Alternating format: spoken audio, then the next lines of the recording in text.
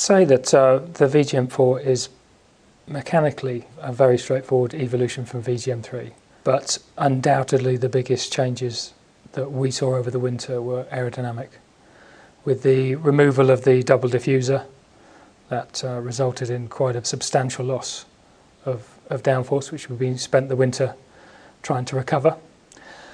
All of those sort of changes are under the skin.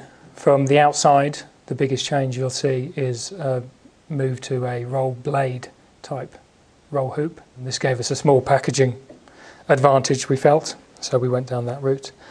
The KERS packaging was relatively straightforward. We've incorporated the Mercedes system, which we believe is very strong. It involves very few compromises in the chassis.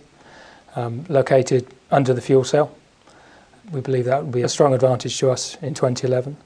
The resultant removal of F ducts means that the engine cover design has changed to suit that, but in its place we've got this drag reduction system, which from the outside you can't really see. You'll only see it when it's moving on the track. So those are the main changes. Mechanically, like I said, underneath it is an evolution. We've taken what we learnt last year, tried to move it up another step, and integrated that into VJM04. So nothing radical yet. We recognise obviously a big change with the Pirelli tyres coming in 2011. With that in mind, we've brought in some expertise and knowledge to help us understand the Pirelli tyres. We're taking data from the first few winter tests, and then we'll look at any changes that need to be made to the chassis in due course. We've left ourselves some options, so we haven't penned ourselves in with respect to that.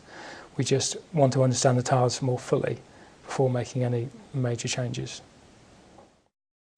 I'm really excited about our driver lineup. I think it's got to be one of the strongest driver lineups outside of the top teams. I think we've got some real talent in there, and I'm really looking forward to them getting in there and wringing the neck out of the car and seeing what it's capable of doing. The team's aim for 2011 is to finish at least 2 places higher than 2010. We understand that this is a large ask. We don't underestimate the task in front of us.